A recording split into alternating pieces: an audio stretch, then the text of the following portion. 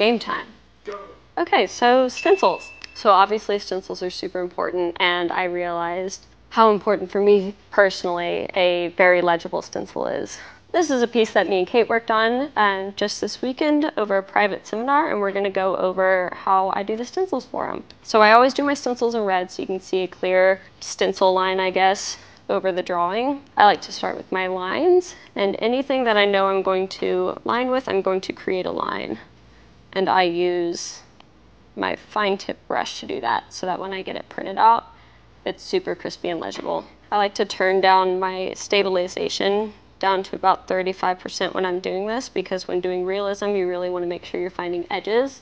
And if I have my stabilization all the way up to max, it's going to smooth those out. And I really want to see those in my stencil, so I bring it down to about 33%. So when I'm making the stencil, you can kind of see I'm very particular about getting every single little edge in a curve and not making anything super smooth. Just gonna kind of roll this real quick. Okay, so the whole outline is getting a line around it, and then I also like to put lines, again, anywhere where I know I'm going to be lining in the tattoo. So that also will go into any cast shadows that I have, because you can really push those cast shadows to black. It's something that I try to do in all of mine, so I like to line them so when I go into tattoo, I know that that's all going to be filled in. I'm not going to mess it up by lining it with black.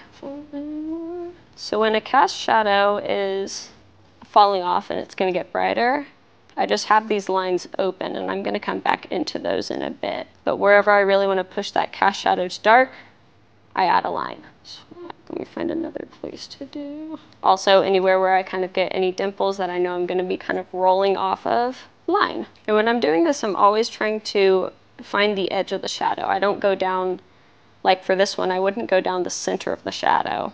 I always want to find the very edge of it to create that line. And once you get all of your line work done, I'll do the whole thing. No, I won't.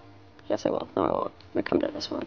Just erase some parts. Oh, I should really do it. I'm gonna do it. Hold. The only time I really use like the assisted line stuff is if I know it needs to be super, super straight. So you can see me kind of doing that on this little box at the bottom. And anywhere I kind of get a little crease in something, I like to have that line kind of dipping off and then come back to it. So that way when I'm tattooing, I know that this is about to round. And it makes sure that when I get in, I also don't try to over smooth this one edge right there. I'm gonna make sure I get that nice little, whatever that's called, divot. And then for small details like this, it's really easy when you zoom in on the iPad. You're like, oh, I want to do every single little tooth.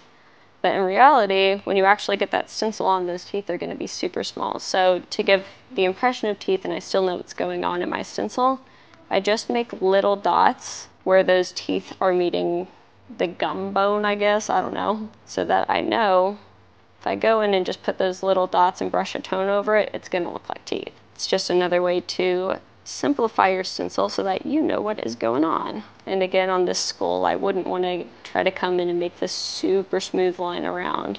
I want to try to find all of those little edges. And again, these are only where I know I'm going to be able to use dark or black.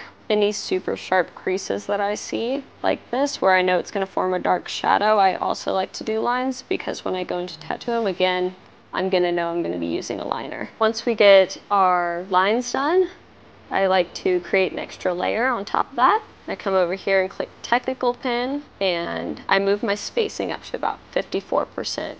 So I don't want a line, I want to get all of these little tiny dots. Same thing with stabilization, I've got this about 50%. So it's not too smooth. I'm on the new layer. So next thing I like to do is go and map out my core shadows and really where the shadow plane is. So I'll make this a little bit bigger so that I can see how legible these dots are. My size for the technical pen is about 5%. And so I'm just gonna come in and hit the edge of these core shadows, similar to what we did with the lines where we're pulling on the edge. We don't wanna go right into the middle. I just want to get that edge so I know what I'm shading off of. And notice how I don't bring the line all the way down. I want to end it right about here. That's because with your core shadow, if the object is round on a certain area, it basically gets softer. So if I drew this whole line down, my brain would want to make this a hard line in my tattoo. I want to remind myself not to do that, so I leave that open and I can kind of imagine these two lines connecting when I am tattooing. So notice how this one was a harsh line because I get that nice crease right there. But I'm gonna make this one a dotted line because it's a much softer transition. Same thing coming into where that hair transitions. And then I really wanna make sure that these core shadows follow form. So how I see a fold, I don't wanna just smooth this whole thing out like that.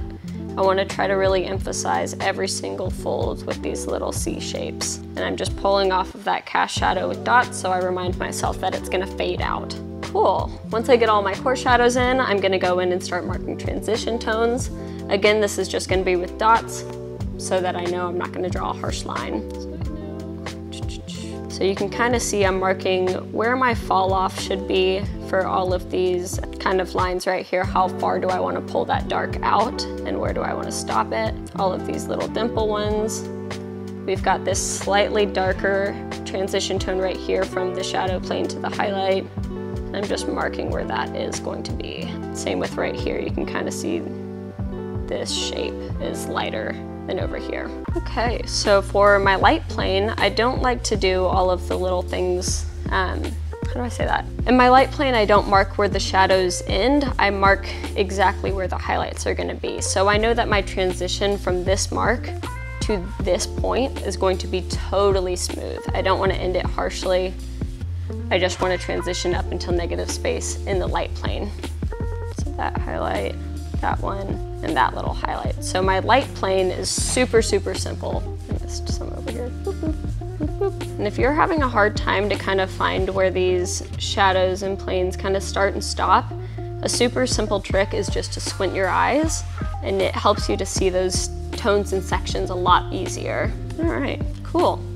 So once we're at this point, I like to turn this layer on and off just to see if anything jumps out at me or if I'm missing any parts. And I kind of look at it like I'm looking at the leg.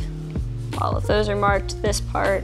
When I look up here at the head, I can kind of see I want to have a little bit more impression of where these hair strands are rolling. So I'm just gonna add those in real quick. Got a highlight right here. Okay, so got a little bit of a transition tone happening off of those right here. Perfect. Okay, so then I duplicate both of these layers. Whoop, delete. And I combine these bottom two ones. So that is my whole stencil on that section. I'm gonna leave that alone. And turn on these two layers and turn off our lady. And you can kind of see how these lines are a little bit darker than the dots. And especially if you turn them into black and white, they're gonna come out kind of gray. So I always go in and I duplicate the dot layer. Probably on this one, it looks like about twice. And then I can combine that whole layer. Add a layer underneath, alpha lock this layer, fill that layer with black, and you can kind of see how it comes out grayish. That's because we're using that fine tip brush and the dots, like for whatever reason on Procreate doesn't always come out stark black. So by putting a white layer underneath, I just auto-filled that layer to white. You can combine these two, come down to curves under the little magic wand and darken all of that up. So you see the difference of making it nice and dark. And then I pulled this part up to kind of sharpen it. And that's really helpful too, because say you wind up having to make this stencil a lot bigger, and it's gotta be like that big, right? And you're like, oh crap, all of those are a little bit blurry now. It helps you to sharpen all of that stuff up again by pushing that light side up, dark side down, and you can come in and see all of those lines are super sharp again. There it is. All right, and that is how we make a stencil. Swag. Anything else? Do I need to do